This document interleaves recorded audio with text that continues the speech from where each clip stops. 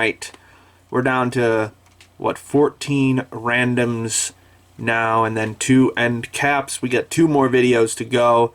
So let's see what we pull up on the random number generator first. It's going to be 13, which is Akuma-kun. This is one of the few Netflix shows left, I believe. Know absolutely nothing about it. Let's give it a go. Man, I did not like any single character in this show so far. I got about a third of the way through the first episode of Akuma-kun, and I'll get credit where it's due. The art design is pretty nice. Based on the character designs, this seems like a show, like it's a remake of something from like the 80s or 70s, maybe even the 60s. It's got that Gegege no Kitaro kind of feel to it. I like the set design, the color design, even the character designs, while not like amazing, still were decent in their execution. But man, I do not like any of these characters at all. They're all annoying, they're all lame, they're all just not interesting. And I don't, like, it's setting this up as like these murders as like a mystery, but like I don't see how there's a mystery. Like, we see that the guy got killed by a demon. Is the mystery just what kind of demon it is? Why would I care about that? Yeah, this one is not good. It's not good. Alright, Akuma-kun is off the list. Let's roll again. We got 13 randoms left. 2 is next. Berserk of Gluttony. I have seen this manga in the bookstore that I go to forever. But I have not heard anybody talk about this show ever either. So let's find out what it do. Oh, brother, this show stinks! I don't know why I wanted to do the SpongeBob bit for this intro. I got a few like 5-ish minutes into Berserk of Gluttony. It looks mediocre as shit. The action scenes are weird and not exciting. I hate fantasy worlds, but they have skill stat sheets and stuff. I hate that. I think I mentioned that in maybe the vending machine episode. I don't fucking remember. But the final straw was the comically evil Holy Knights. Oh, you get it? They're the Holy Knights, but they're actually like bad guys. Oh, it's edgy. We're gonna be edgy. We're gonna be edgy with this one. So fucking comically evil that an orange rolls into the road and touches one of their feet, and they threaten to behead the guy who dropped it. That's fucking stupid. This show sucks. Alright, Berserk of Gluttony off the list. Also, for some reason, I thought Kamiarabi was a 2-core show, but apparently it's just 1 core. I was double checking the charts and stuff, so I added that to this list. So we're just going to re-roll with the same number and see what we get now. It's going to be 10. Okay, Fooly Cooly Shoegaze. I might regret this, or it might just be really mediocre. Let's find out! Oh god, that was so fucking boring. Oh god. Nothing fucking happened. No, I hate using that phrase, but like nothing interesting happened in the half episode of Fooly Cooly Shoegaze that I watched. I was so fucking bored. Nothing about this show is interesting at all. The characters are dull as shit, except the Gyaru girl, whose first line in this show is asking the main dude if he wants to drink her pee. Okay. The aesthetic is a vague copy of Fooly Cooly.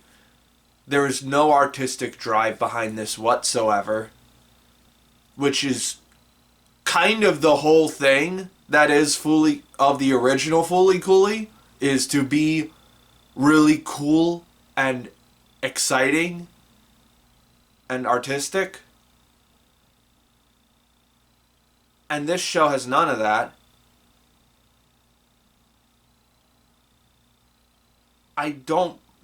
Whatever mystery is happening in this town, I don't give a shit about it. It's just so boring. I put this back on the list because people were saying, like, no, this one's actually kind of okay. It's not, listen, it's not as bad as Progressive. And I didn't watch Alternative. I didn't watch Grunge for obvious reasons. But this is just boring. Just go watch the original. You don't need more. You got 6 episodes of fucking incredible animation and storytelling. Just watch something else. Fuck Toonami for beating this franchise into the fucking ground. Like, the show was still popular without the sequels. It was still beloved. Nobody forgot about Fooly Cooly. It's just an IP for them to cash in on. Fuck you. Okay, Shoegaze coming off the list. Let's roll again and see what we get now. It's going to be 3. A playthrough of a certain dude's VRMMO life. Okay.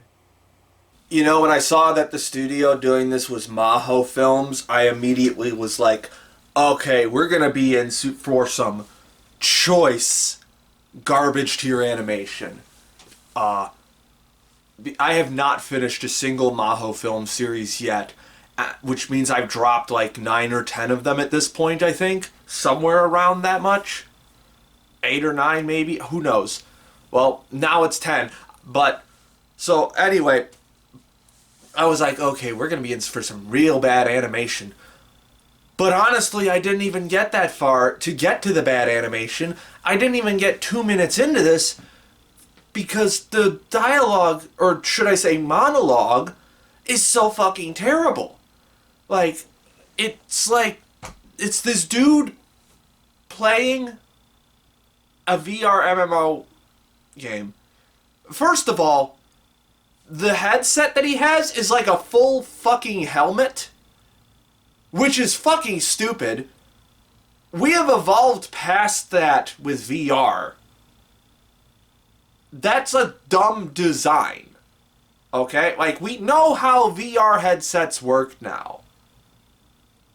We know what the best, like, design pattern is. A full-ass helmet is a terrible design choice because you can't, like, adjust the, like, visor part as easily as something like an Oculus or even an Apple Vision Pro, which I've heard is horribly difficult to adjust. But even that would be easier to adjust than a full fucking headset. Anyway, the dialogue continues, and he starts just describing himself to no one, unprompted. Terrible exposition, terrible writing, terrible scripting, awful, awful, awful. Also, at one point he says, I'm a salaryman, so I only get about 2 to 3 hours a day to play. And I'm like, yeah, that's most people with jobs.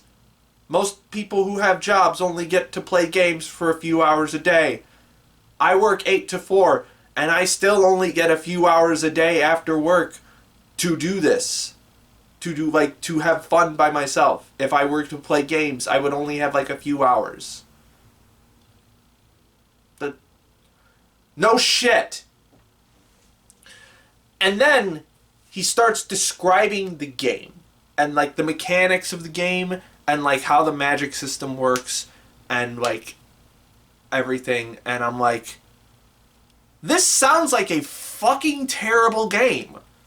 Like, a lot of it just like was jumbled and stupid to me, but it was like medicine is useless. I'm like, well, that sounds like a pretty bad mechanic. If you're gonna include a medicine creation mechanic, you would probably want it to be better, to be useful. And then he's like, and wind magic is completely useless. I'm like, then why would they put it in the game at all? If it makes fire magic worse and it's not effective against earth magic.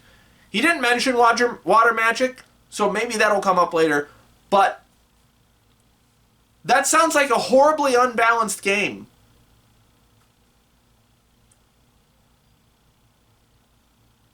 And apparently Sneak drains mana?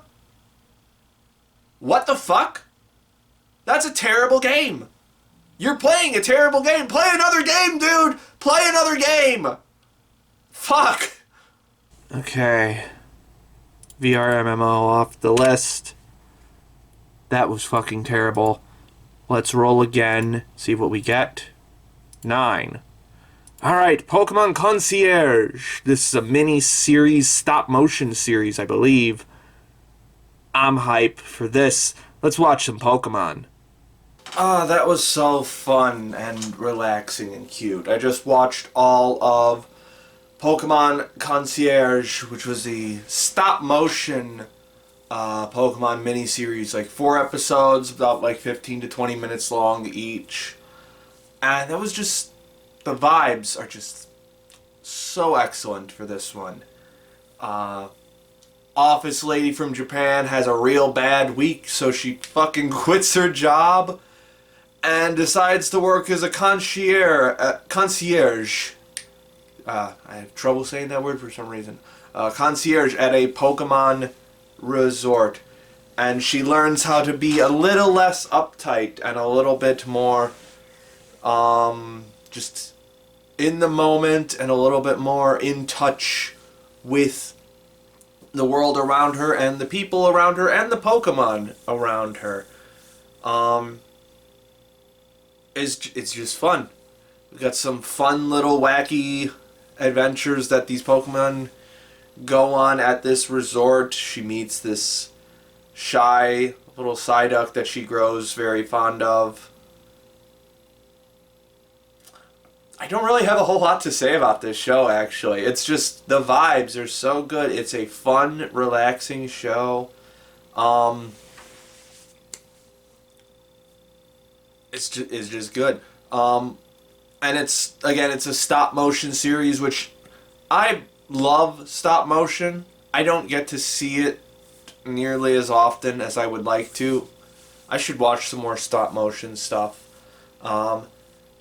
Now, I will admit that there are a few, like, cracks in the facade for this one sometimes with it. This isn't, like, a Studio Leica tier production or anything. But, like, so a lot of the Pokemon are really good. Some feel a little bit off. Like, the first shot of the Metagross in this felt a little weird, and I think it's because they were trying to mimic the metallic texture of Metagross, and so it just felt a little off, I guess. Other shots of him looked fine, though, and then there were some other models where you could kind of see the part where the parts were like put together. Like there's this one shot of a few shots of the Graveler actually, where it was like, oh, I can see how the different parts were put together for this model. So not quite as seamless as I would have hoped, but you know what? The most of the time looks really good. Got some really interesting character designs for the humans. By the way, apparently one of them is voiced, this Alisa is voiced by, what's her name? Faru, I think? I don't know how to pronounce her name. The one who does Jolene in JoJo. She's in this series as one of the side characters, which was a fun little surprise. But yeah, the character designs are really good. And it's the person that, also, along with the character designs, the characters themselves are so fun and like bubbly and just relaxed and fun. This is just a good, relaxing time. You got an hour to veg out to Pokemon? Watch this. It's real fun. And like most of the other Pokemon designs are really solid too. Like they've got this nice, like, most of them have like this kind of felty, fuzzy kind of texture to them. Which makes sense for most of them, but some of them it's like, is Dragonite supposed to have fur? Is that what why is he fuzzy? I don't know. Whatever. Still looks cool. And the backgrounds and the set design look really fucking gorgeous. This is they really captured the essence of like a resort island, a place where you can like relax at. And it even has some really strong like color work and like shot composition and lighting sometimes. Like there's this shot of a sunset in the last episode that was just really fucking beautiful. Yeah, this is just a nice, fun little vibes show. Would highly recommend it if you haven't seen it already. Alright, Pokemon Concierge is complete. We're going to scroll up to, where did I decide to put it? I'm going to put it right in here. The number 28 spot for the year with a strong 7. Good vibes, fun times. Really liked that. Okay, now we're down to 10 random shows left. Let's see what we roll next. It's gonna be 4. Ron Kamonohashi's Forbidden Deductions. Did not see anyone talk about this show during the season. I'm gonna guess it's some kind of detective show. Let's find out. Alright, well, I made it through about half an episode of Ron Kamonohashi. It's totally average. Just a very basic detective series where the detective is kind of wacky. I mean, I did get a few laughs out of his like shenanigans, like when they pointed out that his whole floor was like cushioned so that he could just fall asleep wherever in his house. I was like, that's a vibe. All right, I get you. But aside from that, I'm like not hooked by the mystery at all in this first episode. Like, what made me like actually turn it off was when like they were found drowned in places where there wasn't any water. It's like magic, and I'm like, you could just drown them somewhere else and then bring them to that place. Now, maybe it's like, oh, their clothes weren't wet or their hair wasn't wet or something like that. But it's like, they don't bring that up before the "it's like magic" line, so it's like, whatever. But weirdly enough, my biggest, like, complaint about this show is that, like, the thing that might have actually got me to be more engaged with it is if they had picked a better voice actor for the detective.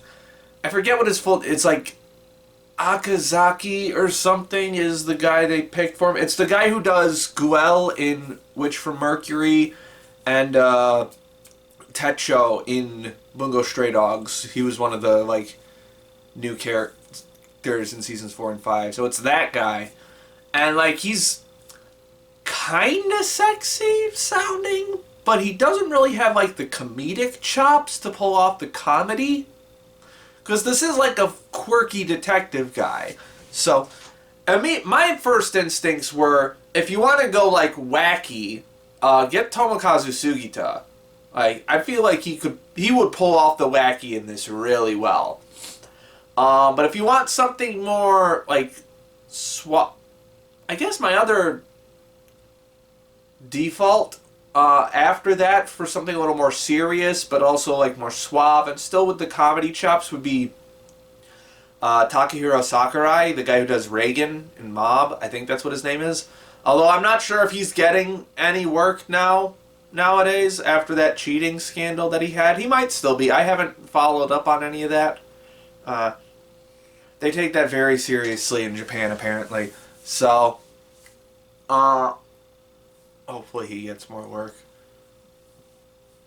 But yeah, those would have been my choices for this kind of voice role. The guy they got is fine, but not notable at all. He is notable in the fact that him not being notable makes the show less interesting, I guess. Which is a weird thing to say. But yeah, this feels totally average. Just not interesting at all, so I'm just going to move on.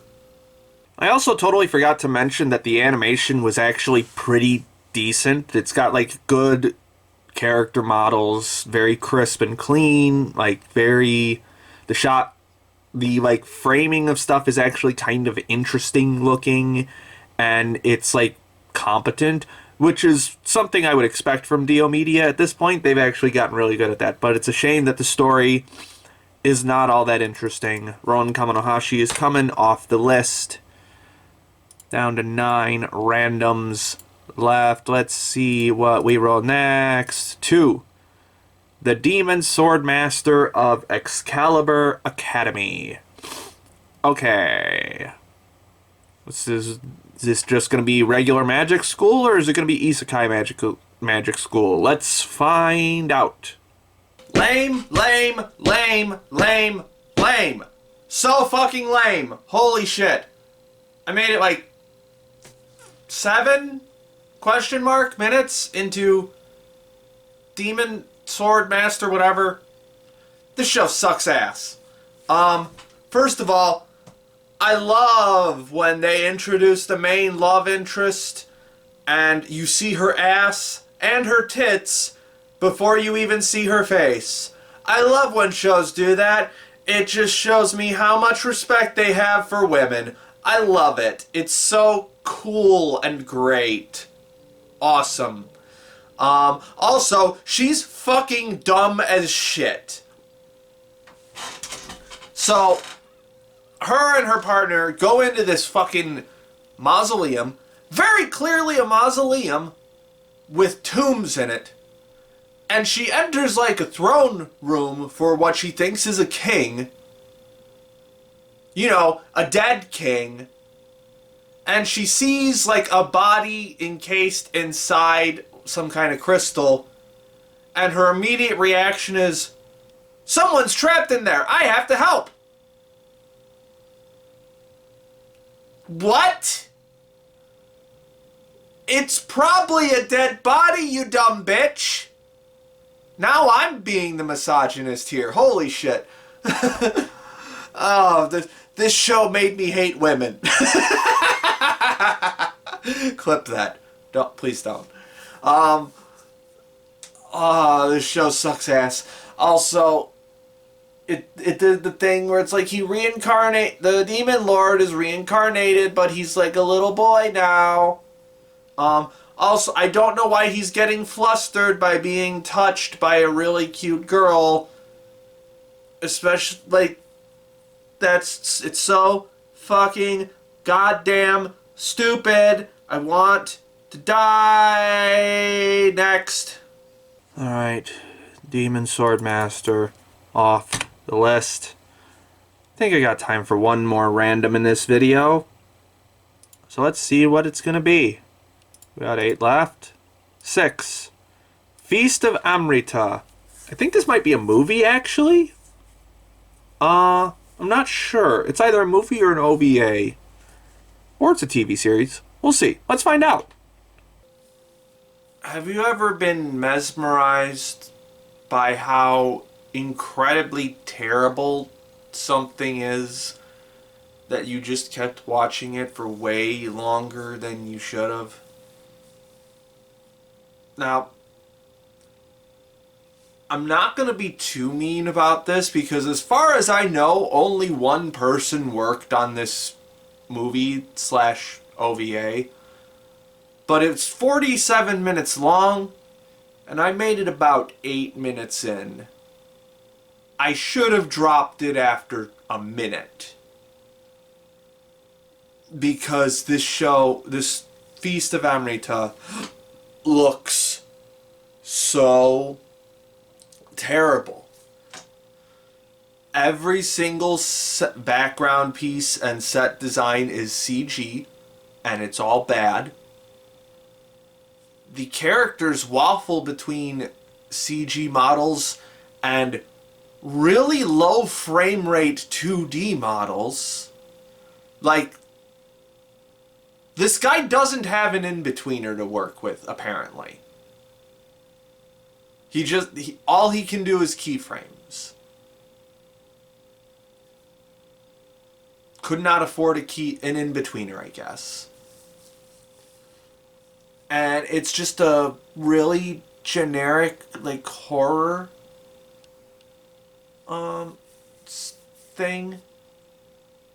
3 high schoolers find an abandoned hospital, see someone jump off the top roof, and one of them, like, just runs in to it for some reason. The inciting incident for this horror fest is really fucking stupid.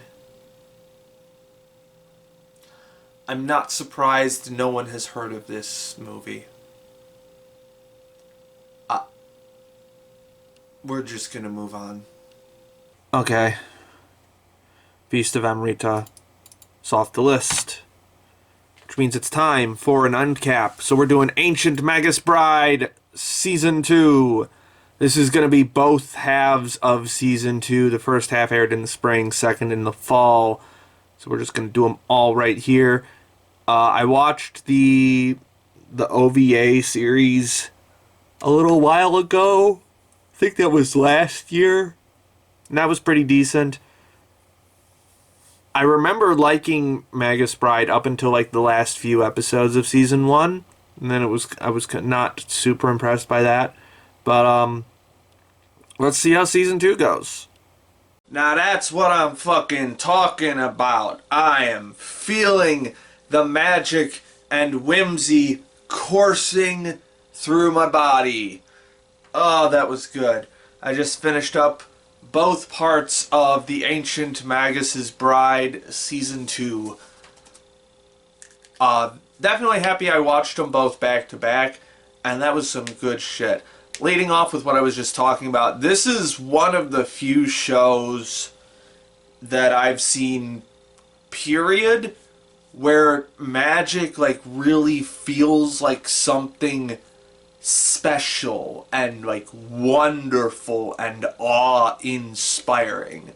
It feels like when you were reading Harry Potter for the first time. It feels like all of those like magical fantasy stuff in the vein of like British fantasy, British high fantasy, and like British children's fantasy, I guess, in particular. Except Ancient Magus Bride also has some very dark stuff woven into it as well. And it manages to balance those out really well. First season, I don't think it was quite as good at balancing the light and the dark stuff, which I think might have been one of the reasons why the back few episodes of the first season I was not a fan of at all. Like, it really tanked a lot of my thoughts on the first season, although I have not watched the first season since it finished airing in 2018. So I'm not sure how I would feel about it now. I might feel a little bit more invested in it now, but didn't go back and rewatch it for this. And so I was kind of left to just sort of fill in some of the gaps too, of like, what does this mean? Why is this like this? What's this curse? So on and so forth. But I think I picked it up pretty well. They did a good job of reminding everybody of the things that have happened previously.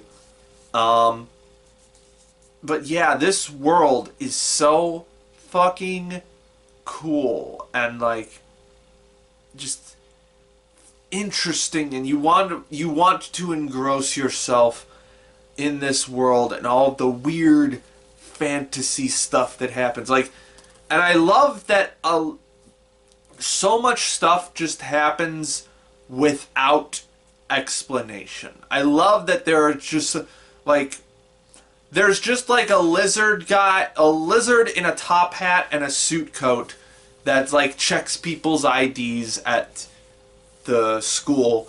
He doesn't get an introduction. He barely gets any lines of dialogue, but you just know that that's what he's there for. And it's just so cool. And there's so many, like, dozens of details like that in this show, where it's just sort of like, why is that there? 'Cause it's magic, duh. And it just, like, it makes sense, and it just, like, there's so much stuff in this that does it. There's a lot of stuff in this that if they went out of their way to explain it, it would ruin, like, the magic of it. Like, there is something magical about just knowing that a thing exists and not knowing all the specific details of why it exists. Which is a very fine line to walk. I'm not saying, like, it's always a positive for these kinds of shows, but, like, if you can pull it off, man, it feels really good. And when you, like, it's also because I have some vague knowledge of, like, British folklore and history and stuff. When it, like, hits those, like, moments of, like, oh, we're gonna talk about this thing, it just, you get the chills of, like, oh, holy shit. Like, when they brought in the back end of part 2, when the Morrigan shows up, I was just like, oh boy, we're in for some stuff now. And wow, she was a really fun character with so many interesting facets to her. It's like, man, I love the world of the Ancient Magus Bride. It is such a great melding of different magical folklores and stuff throughout, like English and Norse and Celtic and Germanic and Gaelic mythologies and such. It's just so much fun. And not just fun, but it how do I want to describe? Sorry, it's almost midnight by the time I'm recording this, but I stayed up just to finish all this because it's so good. And I pointed this out on Twitter a little while ago, but like, there is something in this series that feels spiritual. Like, the way that the magic chants that go, like the flowing poetry of it all, the gravitas which certain things are treated with,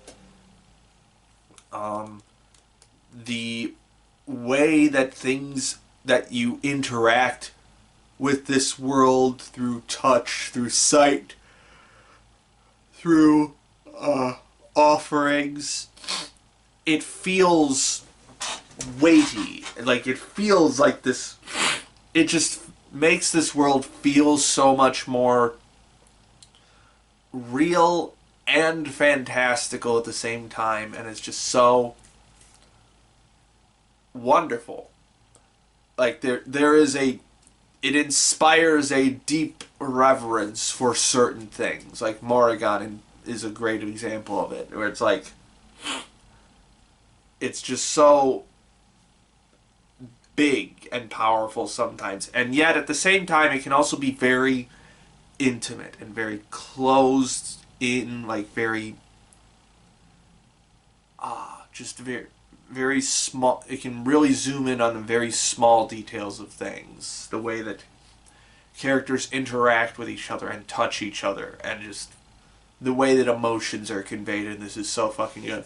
And that's another one of the things, aside from the, like, the general atmosphere of it and, like, the thrill of, like, the main plot of this season, the character interactions and the way that these characters, like, slowly develop and become more complex with each passing episode was just so fucking engrossing and wonderful. I was, like, it's been a while since I've had a show where I'm like, I need to get back to watching this. I need to finish my work day so that I can come home and watch more of this show. That is how much I got invested in these characters. I loved all of the new cast for this series. I love Lucy as, like, this very standoffish girl who is working through family annihilation trauma, essentially.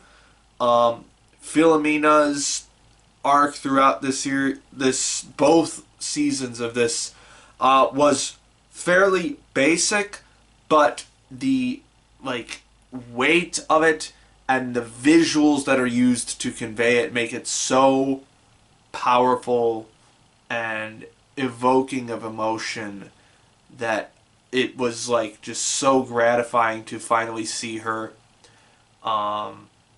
overcome the burden that her grandmother had placed on her. God,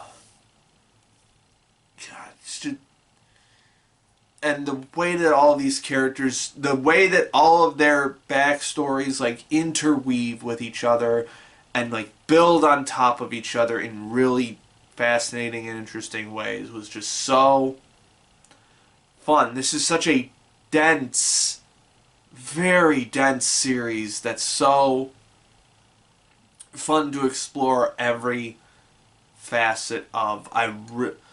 Like, even some of the, like, more minor characters, like the headmaster, the principal of the college that they go to, has just this very, like, awe-inspiring kind of aura to her. And, like, that she's, like, very, like, polite and very, like, approachable, but also she gives off the vibe of, like, oh, she could, like, destroy me in an instant, probably. God, this is such a cool fucking series. And I loved how Chise develops in this series even more, building off of her what I vaguely recall of her from season 1. We're now starting to get into, like, okay, you're, like, a very self-sacrificing kind of character. That's kind of bad. It's going to get you killed one day. You need to, like, start thinking through things. And very slowly, she does get to that point. And, like, she actually, like, thinks about what that means. Like, she thinks about the fact that, like, if I keep charging in blindly, I'm going to just die at one of these at some point. But that also means that when I don't charge in to potentially sacrifice myself, that means somebody might die, and people are dying around me now, and I just kind of have to live with that. Such a very complicated way to view this idea that honestly I don't really see all that much. Like, normally it's, with anime, you get like the reverse character arc of like the character who like doesn't spring into action, the character who's like constantly overthinking things and is like nervous to jump in and stuff like that. So here we have the reverse of the character who always jumps in immediately, and that's a bad thing. So really like that. Really liked the development with Elias this season of like starting to narrow in on what precisely he views his relationship with Chise as, and how he like his emotions or lack thereof set him apart from humanity, and how he is slowly becoming more human with Chise's help. It's just so... The cast of this show is so fucking good. It's so goddamn good. And, of course, the visuals definitely help that to a very large extent. I've heard some murmurings of how people were upset that this wasn't as good looking as season 1. Again, I only remember like the dragon scene from season 1 in terms of like visual awe-inspiringness. But goddamn, these seasons still look pretty fucking good. It looks better than 90% of the other shows that I've seen from 2023. And if you've been following the seasonal wrap-up show for a while, you know we're almost at the end of 2023. So if this is in like the top 10%, I'm really saying something about it.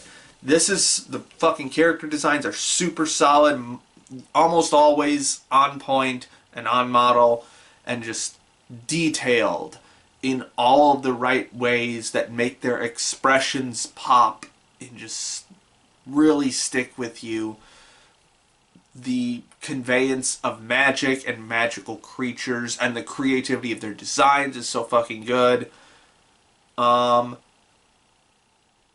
I guess if I had to pick an area where it falters is sometimes like the actual like action scenes aren't quite as good as everything else. They're still really solid, but this season definitely relies a lot more on some CG builds than it does in other aspects in terms of the fight, in terms of like the action scenes.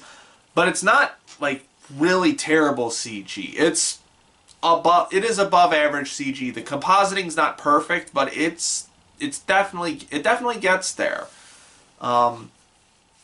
It definitely does what it has to do to look good enough, I would say. And again, the designs make up for it. The color design makes up for it. The lighting makes up for it. There's just some absolutely beautiful shots in this. Like, part 2, episode 9, so that would be episode 21, I guess. The color design in that is so fucking good. That's like the after hours like haunted school tour kind of thing. So fucking good. And even that there was one really impressive Sakuga sequence in the final episode where